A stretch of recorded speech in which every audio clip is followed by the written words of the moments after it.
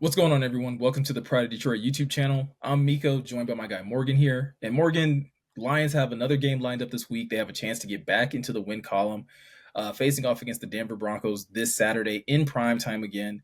I think you mentioned this while we were talking before the show. The Lions probably get their second opportunity to wear those new helmets. So I feel like this game is going to have a lot of pent up excitement built around it. Yeah, and I'm sure it's been a long week for some Lions fans coming off the game against the Bears in Week 14, but it's a week-to-week league, man. I know that kind of sounds like a cop-out answer, but it's the truth. There's not a team in the NFL this year that doesn't have a loss where you're like, oh my God, like what happened there? So including the Niners and the Eagles and whoever else you want to go on about. So, but yeah, it's I'm excited. It's gonna be loud in there, man. And I think if the Lions can get off to a quick start, it can be pretty raucous, like it was against the Raiders back earlier in the season. Yeah, I think the Lions need that. This Denver Broncos team that we're going to take a look at here in a second is one that like we've talked about. They're surging, right? Everyone is saying that about this team. They obviously had a really slow start at the beginning of the year, a lot of finger pointing at Sean Payton, at Russell Wilson.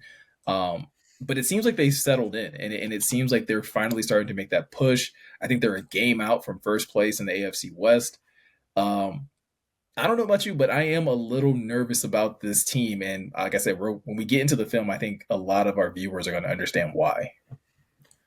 Yeah, they've been playing better as of late. Like the days of them, like when they gave up 70 points to the Dolphins earlier in the season, that feels like a long time ago. But that just kind of again speaks to our point of it's a long season and things change and teams get better, get worse. There's peaks and valleys. I think Dan Campbell talked about it earlier in the season. He was like, after a loss, he was like, this might not even be our tough moment. I don't know how he phrased it, Yeah. but yeah, it was. And it turns out, he was right. There's going to be tougher games in that one.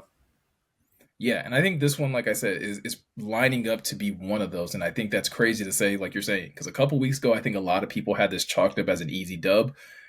The Lions are going to really have to fight for this one. And it's not just because it's Sean Payton. It's not just because, they're coming off of a loss or because it's prime time. Like, this is a good football team. They have lulls here and there, and they kind of remind me of the 2022 Lions late in the season where, like, you're sitting there like maybe this team shouldn't be winning some of these games, but they play so hard and they execute at such a high level that they're able to tilt a lot of games into their favor. Yeah, and they've been taking care of the ball better as of late, and they've been forcing a lot of turnovers, and they lead the NFL along with the Jaguars with 24 turnovers. So that's a lot of takeaways, man. To put that in perspective, the Lions have 14, so they're towards the other end, the bottom of the NFL in terms of generating takeaways. But yeah, the Broncos, they make it a point. They'll give up some yardage, and they allow points, but they get their takeaways, right, Miko? Yeah, and that's a really good transition, Morgan, because that's the very first play that we're going to look at here.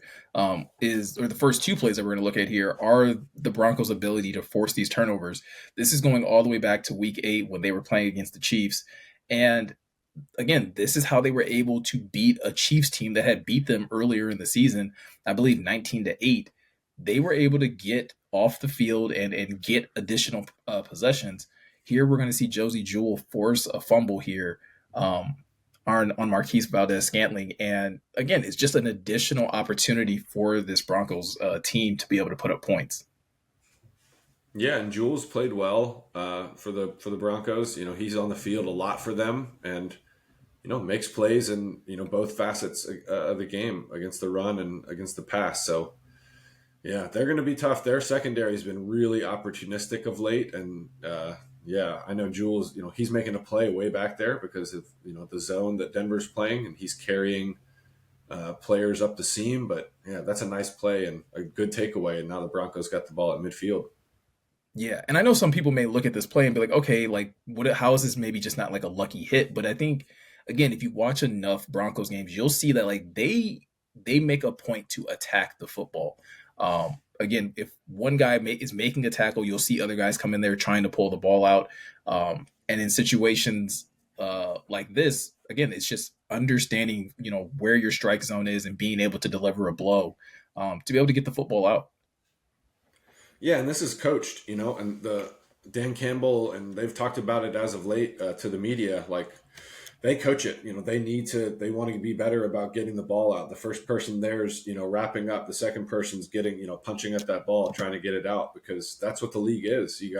People are going to score. I know scoring's down, but you need to generate extra possessions. And even if you're a so-so team, if you generate a bunch of extra possessions, it can really affect the outcome, and you can rattle off a bunch of wins. So Yeah.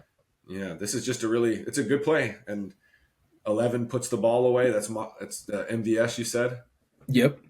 So yeah, it's coached, and I bet you the Lions coach that all the time too. It's just, I guess, working a little bit better in Denver.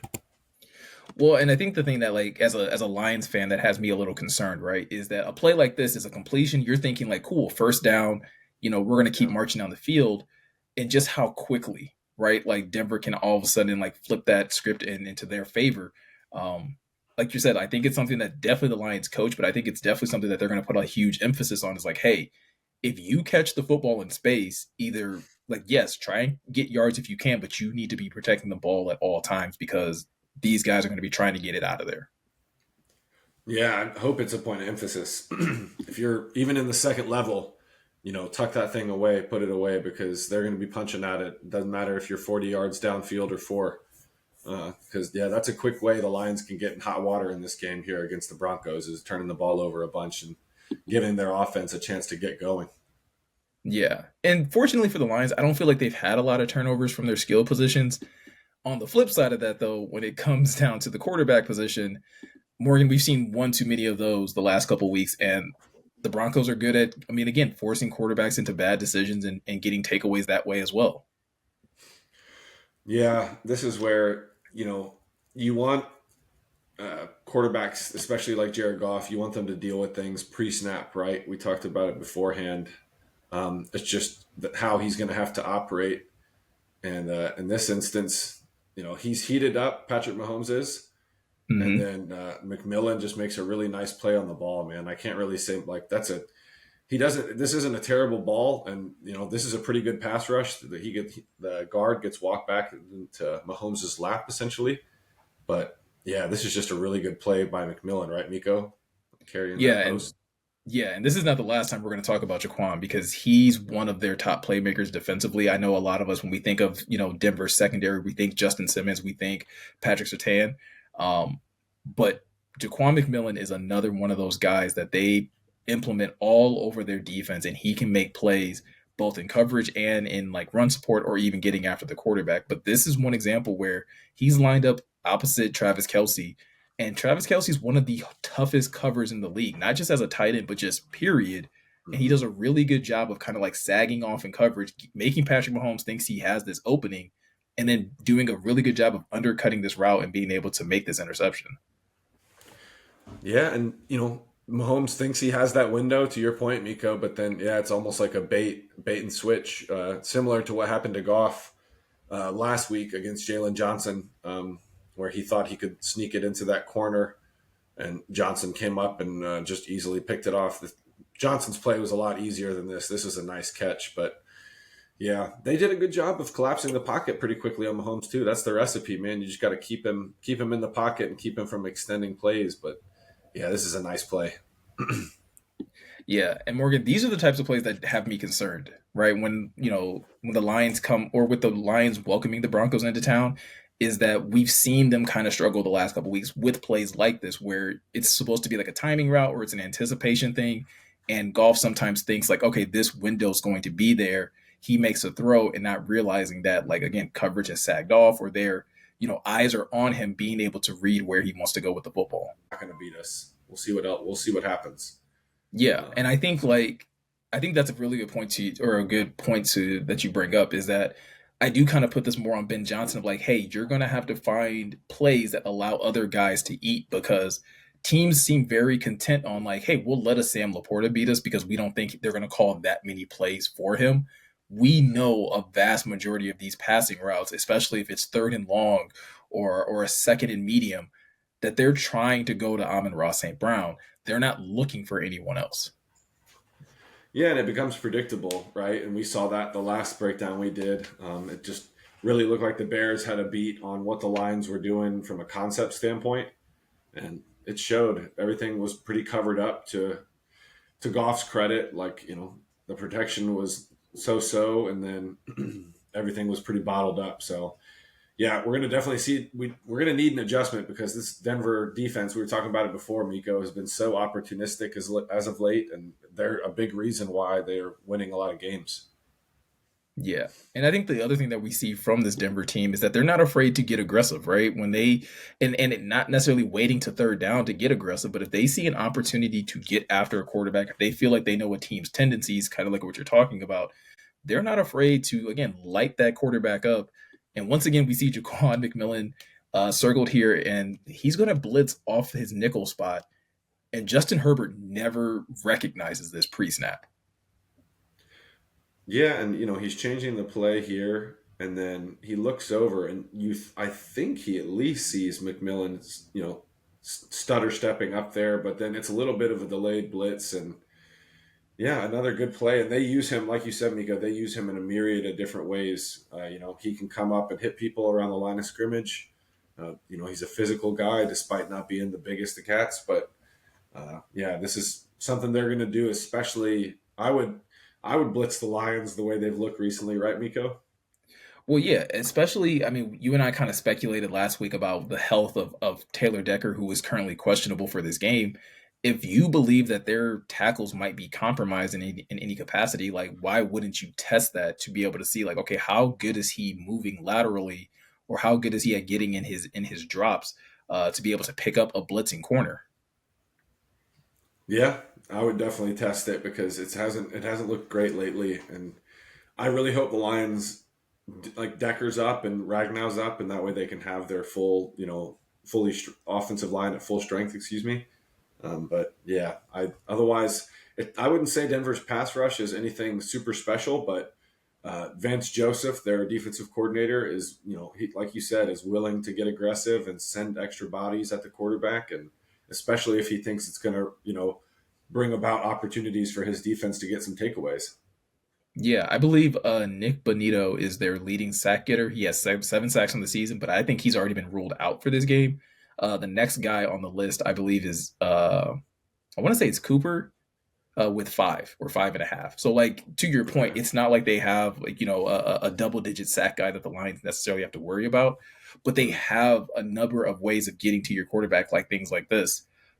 Before we move on, Morgan, I am curious. I want to play like this specifically. Whose responsibility is it to notify, like, to notice that this corner is possibly blitzing? Like, I know we kind of, I want to say that this is the quarterback's responsibility, but you and I talked about this as well. Rashawn Slater sees this dude as well. Does he have that type of autonomy to be able to notify the guard, or like signal to somebody like, hey, we got a blitz coming on the outside? Yeah, the center can call it out pre-snap, but it's also something Slater and the guard can just work out in real time if they have to, because at the end of the day, Slater has to make a decision here, and he's just kind of like a little bit slow to decide because the guard has 41, but then Slater takes a peek at McMillan coming off the edge, and it's like he thinks about it, but he commits to getting out there, but by that time it's too late. So, but yeah, the center can check it. Slater can just work it out with the guard. It just they just got to do it. Yeah, and so that's another thing that, again, like, if you potentially don't have a Taylor Decker, or if you potentially don't have a Frank Ragnow, like, there's a lot more emphasis kind of put on this offensive line for that communication to be locked in, because we know that, Frank being a Pro Bowl caliber center, I have a lot more faith that he would be able to recognize this, be able to communicate this to the rest of the line. I think Taylor Decker has enough years in the league where he'd be able to work this out with Jonah Jackson of like, hey, I'm gonna do quick double, but I'm gonna try and get out because I feel like this dude's gonna try to blitz. But, like, if you are potentially dealing with a situation where you have Dan Skipper and Graham Glasgow in your starting lineup, communication is going to be a little choppier.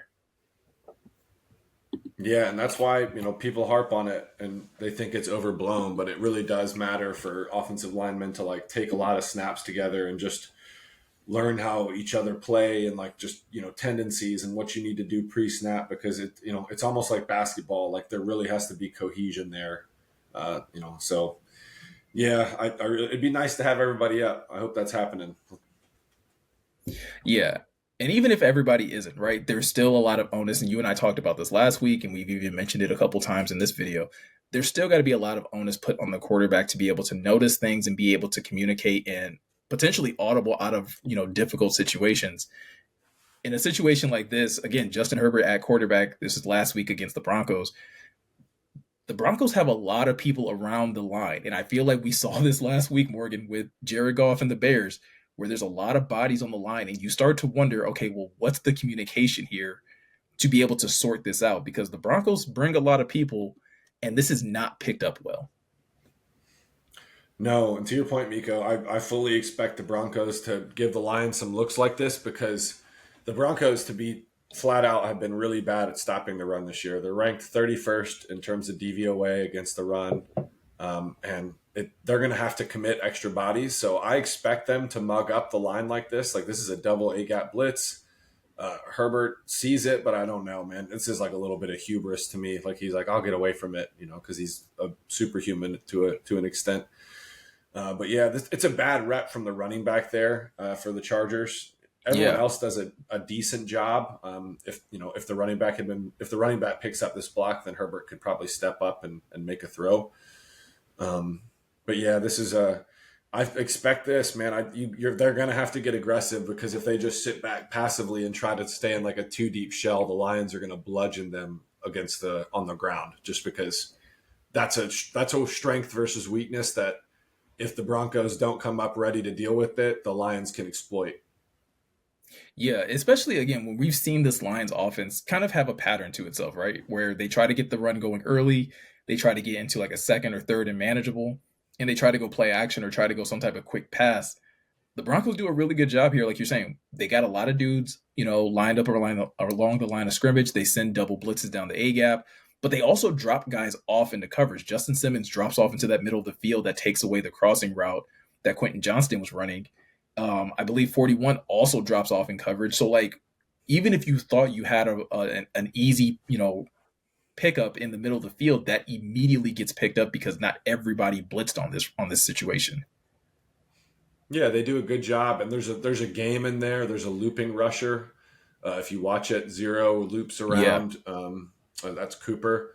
So yeah, they do a good job with some simulated rushes where it's not always the defensive lineman. There might be five guys on the line of scrimmage, and then four blitz, four go after the quarterback, but the fifth one is the defensive end that drops into like a little shallow zone. So they do a good job of mixing it up. It's something I wish Aaron Glenn would do a little bit better, just disguising things pre-snap, making it, a little bit more difficult for offenses. But yeah, they're gonna have to come ready, man, because it's stressful. yeah. And then not to mention, so we talk about, again, the blitzing, we talk about some of the coverage in the middle of the field, but like the coverage deep is also good too. Like there was nowhere for Justin Herbert to really go with this football. And like I said, you and I talked about it before we started recording. Like we got a couple flashbacks of what the Lions had to deal with last week when playing against the Bears. There was a lot of similar looks where pressure gets there fast, they take away the middle of the field, and you don't have many options on the outside either. Yeah, it's a good point, Miko. I would think they're going to have some stuff that they can get the ball out of Goff's hand quickly, and built into this game plan just because of last week and how things shook out with. They threw a lot of screens last week too. That's kind of the scary thing against the Yeah. Bears. That was probably the most screens off the top that they've ran, in my opinion, in a game. But it might just have to be some other quick game stuff because they're going to come after Goff, especially if they get him in those obvious passing downs. But I'm sure they're going to try to lean on the run early and often just to make things a little bit easier on the offense, control the tempo. Yeah, and I almost feel like I think again this goes back to what we were talking about with Ben Johnson, where like, hey, mixing things up. Where again, maybe it's not even just mixing up play calls, but sometimes mixing up personnel. Where if you have Amon-Ra St. Brown in the game on a third and long, like people may be expecting, like, oh, it's going to be a screen to Saint. Maybe you give that opportunity to JMO instead, and instead of running it on third and long, you run it on second and medium or something like that to again try and just disrupt the rhythm and the cadence that the defense may be kind of trying to cue in on. Um, the Lions have a lot of guys that can operate in space, But if your quarterback's not going to recognize, again, pressure and not have a game plan of how to deal with it, I think that's kind of the result that you should kind of expect at that point. Yeah, they got to have a plan, and that falls on Ben Johnson and Goff, because you don't want to get those situations again where he's just hitting the turtle and just taking a sack, or God forbid hitting the spin, the back shoulder spin out of the pocket he likes to do, where he The fumbles back a shoulder lot spin there. into a defender's arms. Oh, That's what I call that, because it's that's it seems what it's always is. Is if anytime you see Jared Goff have to spin in the pocket, just expect there to be a defender there waiting to embrace him. it does, man. It scares me, especially live. You just see it and you're like, like my heart skips a couple beats. Yeah, Um, but yeah, that's gonna have to come with a plan. I guess we can leave it at that for that part of it. yeah, because again, like this is another area of this Broncos defense, and I know we're talking heavy about the defense. We're gonna get to the offense in a little bit, but another aspect of this defense is, again, even if they don't send pressure, even if they're not trying, even if they decide like, hey, we're just gonna rush with three, they have the guys in the secondary to be solid in coverage. And Morgan, this is weird because you again mentioned this when we were, kind of talking beforehand. This is a team that's near the bottom in defensive DVOA, but yet they still find ways of just being sound in technique and in their scheme to be able to force difficult plays like this. Yeah, and again, this is against Mahomes. They rush three. They actually do a good job of like at least heating him up and getting him off his spot and moving him around. But yeah, to your point, Miko, they're just really sound in their zone here. It's an obvious passing down, so they're in a deep drop. And if you watch, who is that? The linebacker in the middle, just running back and forth. Oh, number Singleton. 49 Singleton. Yeah, he's just running back and forth as people enter and exit. His area of responsibility. First, it's Kelsey. But yeah, they just do a really good job of stringing everything out. The pass rush at least heats him up and force a throwaway. This is probably a punt, right? I think this is third down. Yeah, yeah. And to your point about Alex Singleton, I've kind of dubbed him Denver's Alex Anzalone because this dude is all over the place. He is sideline to sideline. He is hair on fire, uh, and he's their man in the middle. And so he's a guy just like Jaquan McMillan, just like Justin Simmons, just like Pat Sertan. Those are guys that you really have to keep an eye on because they play with their hair on fire 24/7, and they find ways of making plays on the defensive side. Yep. Yeah, and their whole back end is playing well as of late, and I feel like they've really come around since the earlier parts of the season where they're giving up like historic yards and points. But yeah, they're 20th in DVOA now against the pass, so it's definitely trending up from where it was earlier in the season. And yeah, it's again, it's going to sound redundant, but I really think it's going to hinge on the Lions' ability to run the ball, despite the fact that the Broncos are probably going to muddy up the box with extra bodies. I think that's just going to what it's going to boil down to. Yeah, I mean, if you're the Broncos, if you're Van Joseph, you're probably telling you, and if you've watched how the Bears have won, if you've watched how the Packers have won, if you've watched how the Ravens have beat this team, the game plan has to be like, hey, we are going to try to make it very difficult on this Lions team on first and second downs when they try to run the ball so that we can get into those manageable third downs that we want, and then we're just going to send the house. Yep, that's got to be the plan. And then, like you talked about earlier, like with Montez Sweat, just they were talking about wanting to get the Lions to third down. And, that's I mean, sure, and that's the plan for every defense. Don't get us wrong; like everyone wants to get to those obvious passing downs, but Mm-hmm. especially when you're playing the Lions and you know that they want to run the ball up your nose because that's what they want to do. And it's worked a lot. We're not disparaging it, but yeah, go ahead. Oh no, I was gonna say like a lot of teams, it's like, hey, we want to get this team to third and long, right? Like if you're playing Patrick Mahomes, you're like, hey, we want to get Pat to like third and long because we want to make it more difficult for him. The Mm-hmm. Lions with Montez Sweat saying that it just felt like no, we just want to get them to like third down. We feel like if we get them to third down, that they don't have the play or the efficiency to be able to convert those enough times to beat us. Yeah, yeah. I mean, they definitely haven't of late. Excuse me. So yeah, it's So that's like I said, we spend a lot of time talking about the defense, but there is obviously an offensive side of the football, and an offensive side of the football that is led by a very well-known quarterback, a Super Bowl winning quarterback. I'm not going to sugarcoat this though, Morgan. When it comes to this game, I am more concerned about the defensive side of the football that the Broncos have than the offensive side, and I don't mean that to be dismissive of Russell Wilson or Cam Sutton or Jerry Judy, but that side of the ball offensively seems way more erratic than what they're doing defensively. Yeah, and that's I know people are gonna be like, oh my, like, a lot of people are gonna watch this and be like, oh, the Lions defense is the problem, this and that. But if you really go back and watch these last 4 or 5 weeks, you'll see that that's just not the case if you apply context. And yeah, they have some playmakers. You have Cortland Sutton, you got Jerry Judy, Russell Wilson still back there. The offensive line's playing pretty well with this Cushionberry at center, Quinn Miners. I'm sorry if I'm butchering Miners, that. yeah, I think it's Miners. Miners. I like the way he's playing. He's ranked second of all guards in the NFL according to PFF. McClinchy and Garrett Bowles. So yeah, it's not a bad offense per se, but it's the reason the Broncos have been winning games as of late has been their defense and all the takeaways they've been generating. Yeah, that defense getting takeaways, giving this offense short fields, I think has been the catalyst for the offense to be able to put up points. But it doesn't hurt to have again a Cortland Sutton. It doesn't hurt to have a Russell Wilson because when those guys are clicking, and I think that's the key word there. When they're clicking, you get plays like this, and it's again these are backbreakers. These are types of things where it's like, dang, like it showcases the ability for Russell Wilson to take a rep like this, throw off his back foot, find Cortland Sutton crossing over onto the other side of the field, and get a big chunk play out of it. Yeah, and this is just a nice ball. I can't be mad at the pressure here from they're playing Cleveland. Yeah, Yeah, the one of the better Browns. Yeah, defenses in the NFL.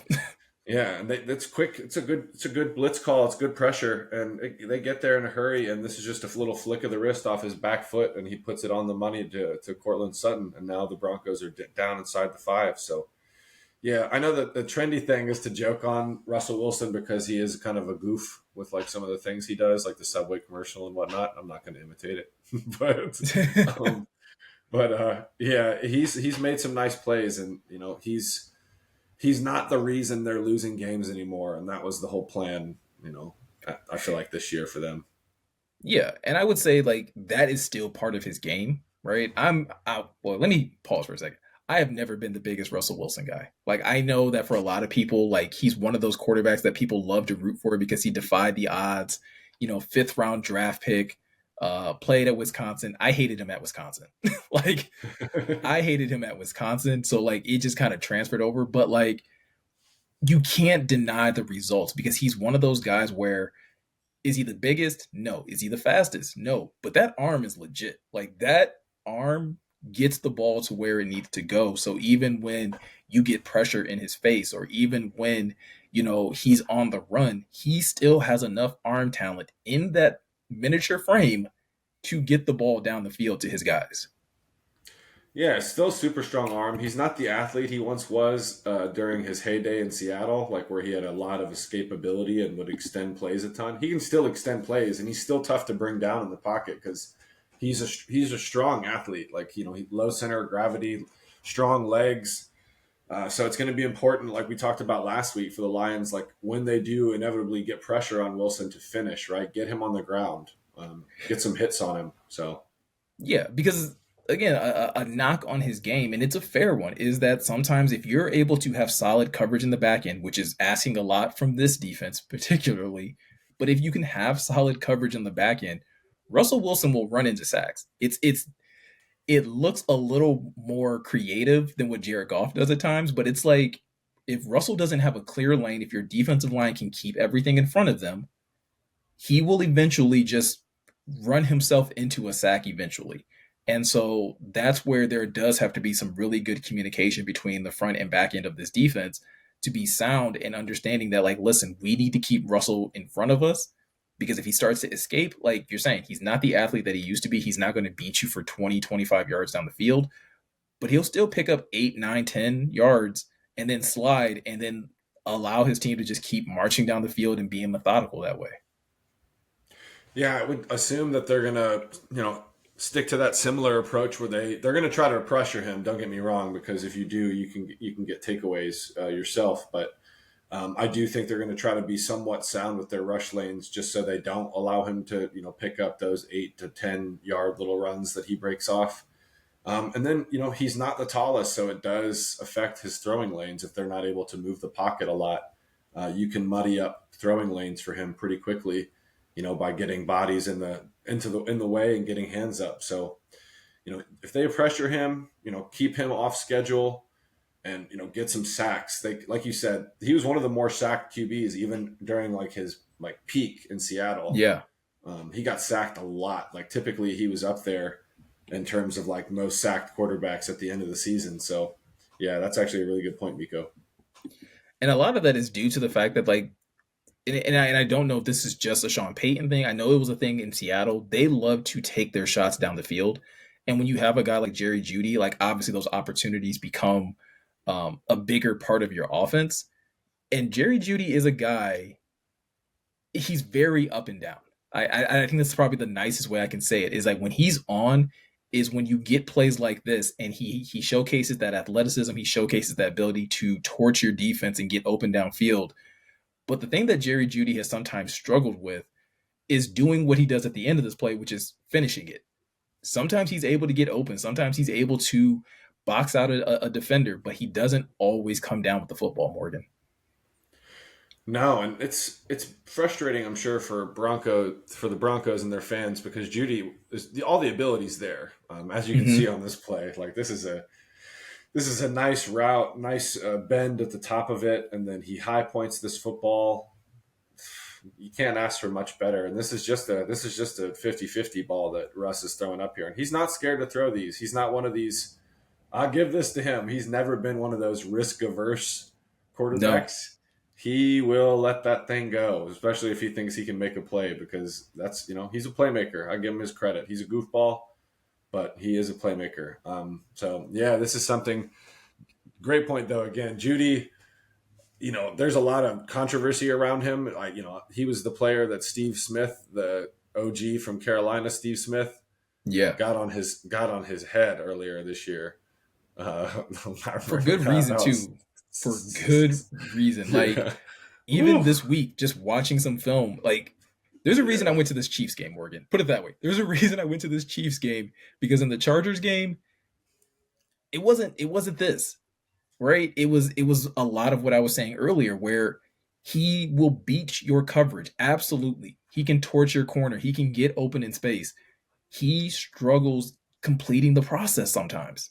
And you can't even blame it on Russ because it's a beautiful ball. It's thrown exactly where it needs to be. And he just, the way people used to talk about JMO needing to be on the jugs machine, apply that to Jerry Judy. Yeah, and Jerry Judy's been around longer than JMO has too. So Yeah. yeah, I get that he's been a frustrating player because just like you said, someone uh, everyone's had problems with him in terms of like his consistency because all the abilities there, man. Just got to put it together on a week to week basis, right? Yeah. And so, like I said, it's somebody that I think the defense and the Lions still need to circle. You still need to be aware of Kirby. And if it sounds like it's going to be iffy again this week, they're going to have to be in lockstep in terms of their communication and be able to make sure that, again, if honestly, this is a game where I don't think I want to see the Lions go single high. Like, I know we've been seeing it a little bit, like more frequently these last couple weeks. This feels like a game where you don't go single high because a guy like Jerry Judy can take the top off, and they also have Mims Jr., who also is somebody that they'll send on some of these deeper routes. Obviously, Cortland Sutton can do some of this stuff as well. Um, Javonte Williams, which we didn't even highlight the run game in this video, but he's a player that they can obviously run the ball with. They also use him in some receiving options. This just doesn't feel like a game where the Lions should test fate and just try to allow Iffy or Kirby just to be back there solo. No, and I wouldn't test it either because, like we talked about, Wilson's willing to push the ball down the field. I would make the Broncos earn it, just because this offense hasn't really looked super consistent, even as of late. So I would just make them earn it. I would assume that the Lions are going to get back into more zone, Yeah.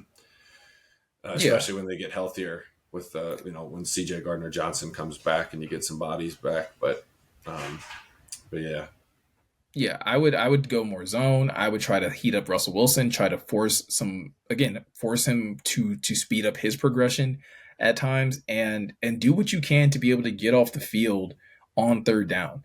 Um because like I said, this offense is not one that really scares me as much as some of the previous ones that the Lions have had to deal with. I think they do have some quality weapons on the outside. Obviously, like you said, this offensive line is one of the top offensive lines in the NFL right now, right up there with Detroit and some of the others. But I think you can still get after them. I still think they are reliant on their defense to put them in opportune position to be able to get points. And if it's on just Russell Wilson to march 60, 70 yards down the field, they're going to struggle to do that. I would say that's a good point, Miko, because they're putting together consistent like long drives. That's not really something that they've done just on a consistent basis. It's been hit or miss for them, and as it has for the Lions as of late. So, but yeah, I think earning it, sitting in that shell, keeping everything in front of you, and then it's going to sound like a broken record again, but they're gonna want to stop the run and just make Denver one dimensional because then they can really start heating up Wilson. Hopefully, Yeah. So I don't know, Morgan. That's kind of everything that I kind of had for this week. I am a little nervous about this matchup, like I said, primarily because I think if the Lions offense can't fix the issues that they've had the last couple weeks, I do think this is the type of defense that is just going to, force mistakes and could potentially force the Lions into some really uncomfortable situations. But I think if they're able to, go probably with a safer game plan, maybe try to keep the ball on the ground a little bit more, use David Montgomery and Jameer Gibbs a little bit more in the run game, and try to be more unpredictable in the pass game, then maybe they can stay ahead of this Denver team and cruise to a nice victory. But I do expect this game to be pretty close early on. yeah, I think it's gonna be tough. It's all if the Lions can still run the ball effectively despite Denver inevitably stacking the box and like putting extra bodies near the line of scrimmage, then everything I think will stay in favor of the Lions so long as they don't turn the ball over. But yeah, if the Broncos do come up and commit extra bodies to stopping the run, it's going to be up to Goff and Ben Johnson and the pass catchers to soften it up. Man, they're going to have to throw the ball down the field, stretch them vertically, and then if you stretch them vertically, some of that stuff in the intermediate will open back up. The places where Mm-hmm. St. Brown and Laporta, wreak havoc, right? Because right Yeah. now defenders are just muddying up everything in there, and it's just a bunch of bodies, and you got to stretch it out. Whether it's JMO, St. Brown, St. Brown can catch the ball down the field too. I wish they'd throw it to him more, but yeah, got to Yeah. stretch it. I listen, at this point, I would love first play of the game. Let's just go deep to JMO. First play of the game, Yeah, set a tone, let them know that like, hey, we're gonna try and challenge you guys on all aspects of the field. But put it in yeah, the like I back of said, their head, that right? right. Just again, let them know that you're going to go at them, that you're going to be aggressive. That again, that this isn't going to be a chess match, right? Like, I think that's what Sean Payton would like it to be, and I think in the past, I think that's what the Lions have tried to play this game as, an understanding that typically football games are a chess match. Don't make it a chess match. Make it a dogfight, and just be like, we're going to come at your head from the word go. Yep, I agree, man. Get on there, get on them quick, and then this is a type of game where you could get ahead and then get on top of Russell Wilson and like not let him get up, right? Like heat him up, Yeah. make them one dimensional early. And I think Ford Field will get in the swing of things and get really loud like they did on Monday night against the Raiders because this team's ready. This fan base is ready for another good game because they want to get into 10 wins would be huge here. There's multiple situations where the Lions can clinch the playoffs this weekend. So yeah, got a lot to root for, man. I hope it's an energetic place and yeah, I hope you guys are watching from home and feeling like you can feel the energy through the screen. Yeah, man. Absolutely. So With that said, guys, that's going to do it for today's video. Let us know in the comment section below. Again, what do you think the Lions are going to struggle with the most when going up against this Broncos team? What do you think that they'll have the biggest advantage in? Feel free to put score predictions in, or just overall what you think the outcome of this game will be. Also, if you're looking for any more content around the Detroit Lions, you can always check out pridedetroit.com and check out all the latest articles we've uploaded over there. And last but not least, please be sure to hit that subscribe button, hit that notification bell, share this channel with another Lions fan as we continue to grow and march our way to 50,000 subscribers. I believe we're going to get there one day. We need you guys to hit the subscribe button, though. So, with all that said, I'm Meko. He's Morgan. Thank you guys for taking the time to watch, and we'll catch you in the next one.